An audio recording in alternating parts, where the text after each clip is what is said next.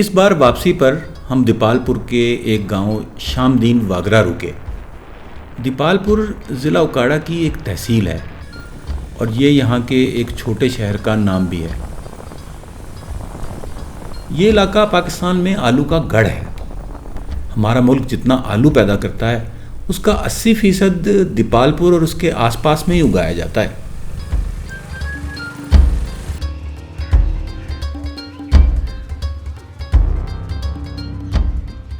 यहाँ हम अपने दोस्त अहमद हसन के डेरे पर ठहरे। अहमद हसन एक बड़े ज़िम्मेदार हैं। उनके मरहूम वालिद उन लोगों में शामिल थे जिन्होंने 50 बरस पहले इस इलाके में आलू की काश्त की इब्तदा की थी। 1947 में पाकिस्तान सिर्फ 30,000 टन आलू पैदा करता था और अब 45 लाख टन से भी ज़्यादा। यानी आज़ादी के वक्त अगर हम 1 किलो आलू पैदा करते थे तो आज कोई 150 किलो पैदा करते हैं। लेकिन बहुतात के अपने मसाइल होते हैं।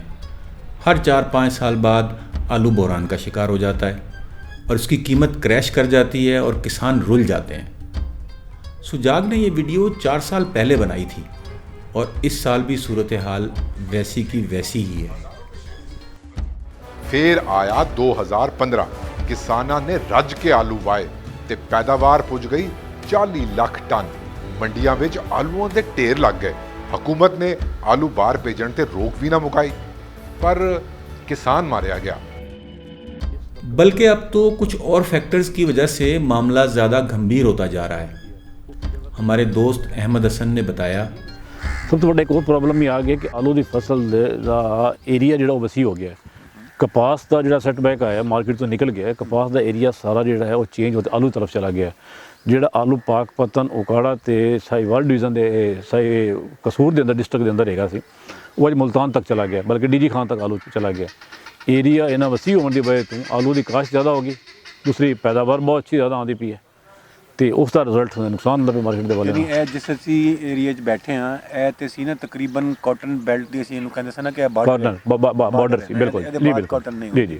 ते हुण और इत्थे आलू ज़्यादा सी, बुनियादी तौर पर कॉटन दी फेलियर ने आलू इस तरफ गया फिर। जी जी बिल्कुल सही है। इस बात का किसी को पहले से पता नहीं होता कि एक सीज़न में आलू की सप्लाई कितनी होगी, कितने किसान कितनी ज़मीन पर आलू उगाएंगे, और ना ही आप ये बता सकते हैं कि मौसमी हालात पैदावार को बढ़ाने में मददगार होंगे या उसे कम कर देंगे। एक अहम फैक्टर ये भी होता है कि किसान आलू को हार्वेस्ट करने यानी आलू की पटाई करने का फैसला कब करते हैं। आलू की पटाई सर्दियों की इब्तिदा से शुरू हो जाती है और अगले 5-6 माह तक जारी रहती है। अगर आप पटाई जल्दी शुरू कर देंगे तो आपकी पैदावार कम होगी और जितनी देर से करेंगे आलू उतने ही पककर बड़े और ज़्यादा हो जाएंगे, यानी पैदावार बढ़ जाएगी। लेकिन अगर सीज़न के शुरू में रेट अच्छा चल रहा हो तो किसान हार्वेस्टिंग में जल्दी करते हैं। इसे कच्ची पटाई कहा जाता है। बाज़ दफ़ा कच्ची पटाई के थोड़े आलू बाद की पक्की पटाई के ढेरों आलूओं से ज़्यादा मुनाफा दे जाते हैं। हाँ, अगर मार्केट में रेट अच्छा ना हो तो किसान कच्ची पटाई नहीं करते और अच्छे रेट के इंतज़ार में आलू खेत में ही बढ़ते रहते हैं। फिर जब उनका खेत में रहना मुमकिन नहीं रहता तो एकदम ढेरों ढेर आलू मंडी पहुंचना शुरू हो जाते हैं और रेट बिल्कुल ज़मीन बोस हो जाता है। एक और अहम फैक्टर आलूओं की स्टोरेज होता है।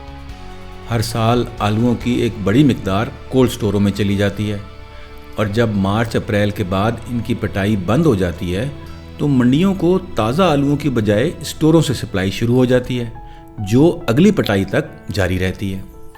अब अगर एक सीज़न में स्टोरेज ज़्यादा की गई हो तो स्टोर के आलू अगले सीज़न के शुरू तक चले जाते हैं और कच्ची पटाई की ज़रूरत ही नहीं पड़ती, जिसका उस सीज़न की कुल पैदावार पर असर पड़ता है।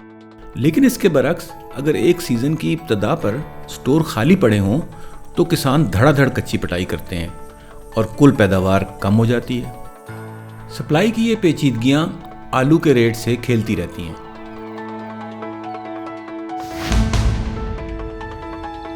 जिन किसानों के पास कोई चॉइस नहीं होती वो मार्केट के गर्दाब में फंसे रहते हैं और जिनको ज़रा भी कोई दूसरा सहारा मिलता है वो भाग निकलते हैं।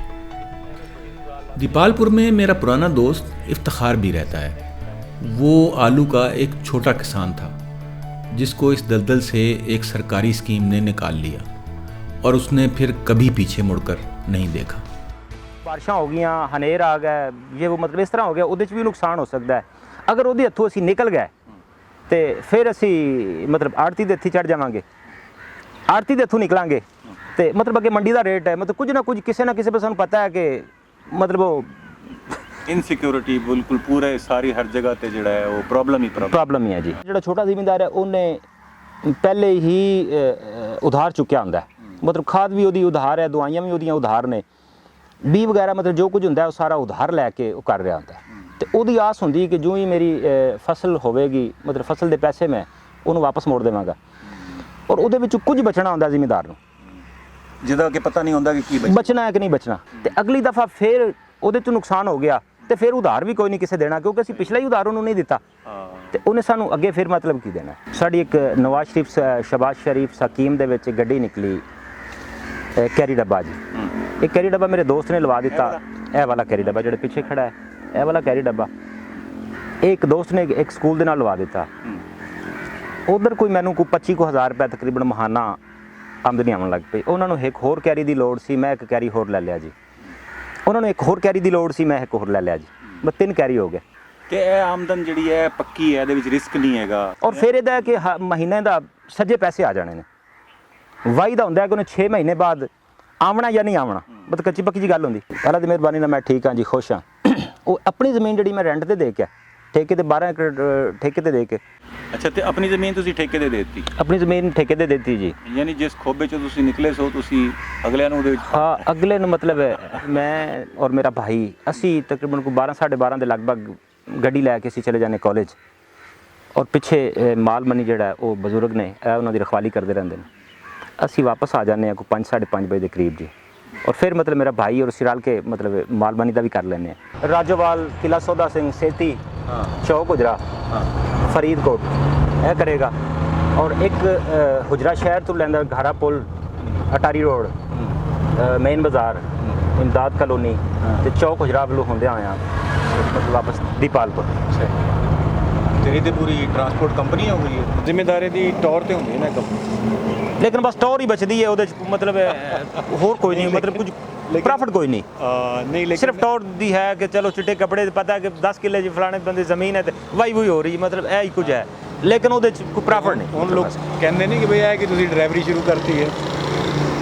ਬਸ ਠੀਕ ਹੈ ਜੀ, ਲੋਕਾਂ ਦੇ ਅਸੀਂ ਆਪਦੇ ਆਪ ਨੂੰ ਪੇਟ ਪਾਲਣ ਵਾਸਤੇ ਕਰਨਾ ਹੈ, ਮਤਲਬ ਲੋਕਾਂ ਦੀਆਂ ਗੱਲਾਂ ਅਗਰ ਸੁਣਦੇ ਰਹੀਏ ਤੇ ਫਿਰ ਮਤਲਬ ਇਹ ਨਹੀਂ ਜੀ।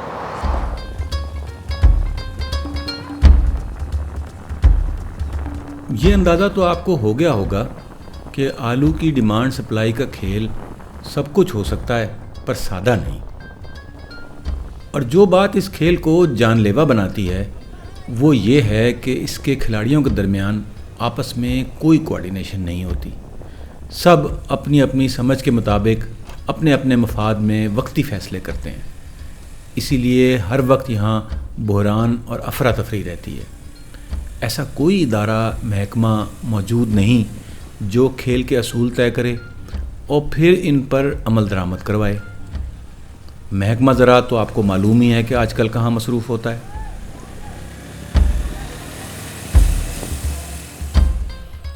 इस बात का अंदाज़ा इससे भी लगा लें कि दीपालपुर जहाँ से हज़ारों लाखों टन आलू पूरे मुल्क और बैरून मुल्क जाता है, वहाँ 4 साल पहले तक आलू की बुनियादी मंडी का वजूद भी न था। मलिक कासिम अली जानी जो आलू के बड़े ताजिर हैं, उन्होंने ये जगह खुद खरीद कर मंडी कायम की और हुकूमत से मंजूर करवाई। अब ये आलू की ख़रीदो फ़रोख्त का बहुत बड़ा मरकज़ बन गया है। यहाँ पूरा सीज़न रोज़ाना आलू के किसान अपनी पैदावार लाते हैं और मुल्क भर से आए हुए ख़रीदारों से सौदे करते हैं। आलू का रेट भी यहाँ होने वाले सौदों से ही तय होता है।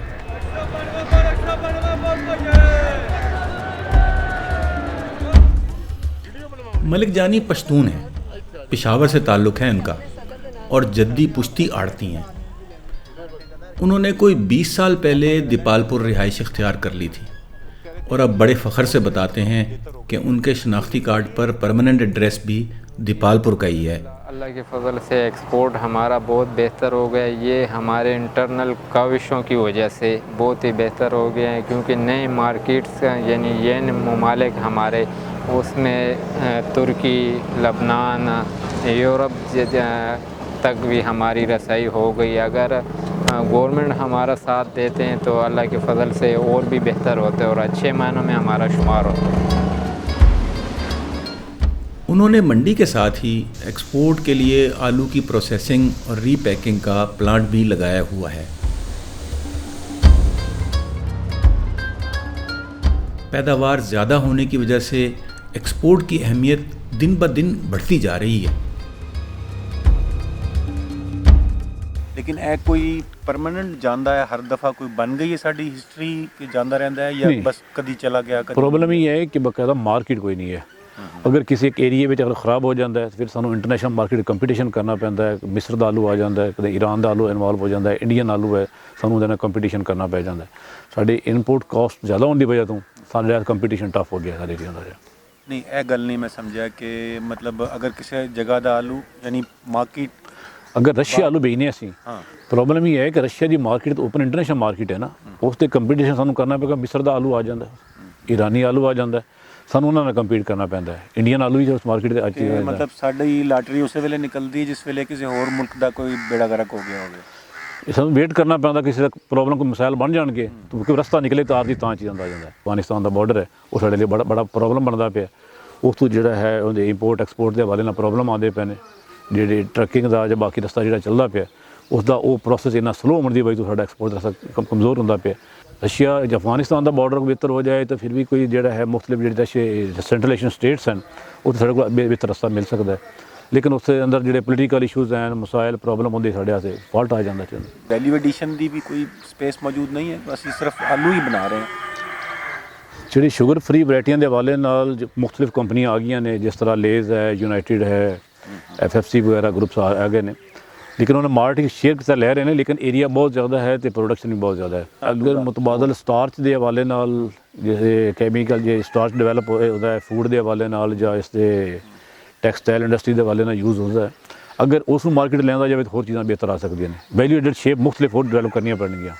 इहदे लई गौरमेंट तवज्जो दे कोई चीज़ां रस्ते ताकि मुतबादल जिहड़े है ना वैल्यू एडिड शेप आ जाए, चिप्स वैराइटियां या फूड आइटम तो लाए निकलिया जाए, इंडस्ट्रियल लाइन से जाया चला जाए। स्टार्च का बहुत काफ़ी अच्छा रोल है, लेकिन इस तरह अभी तक गवर्नमेंट ने या किसी अदारे ने पॉलिसी वर्क की नहीं है, उत्तर रास्ता है। वैसे तो वोडका भी आलू की बनती है, वोडका भी आलू की बनती है।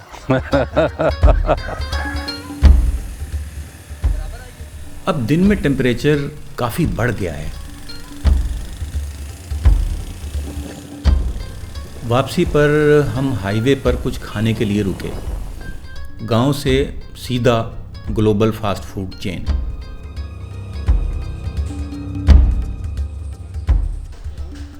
ये काफ़ी बड़ा कल्चरल शौक है, लेकिन शायद इससे भी बड़ा ये इकनॉमिक शौक है। यहाँ हमारे भोजन में शामिल इन वैल्यू एडिड आलूओं की कीमत तकरीबन उतनी ही है जितनी हमारे किसान को एक बोरी की मिल रही है। अगली किस्त में देखिए, एक गांव में अगर सभी गुज्जर हों तो वो फ़र्क कैसे करेंगे, इख्तलाफ कैसे करेंगे और वोट कैसे डालेंगे। क्या आप अपने बच्चों को एक ऐसे स्कूल में भेजेंगे जिसका गेट तो हो लेकिन बाउंड्री वॉल ना हो,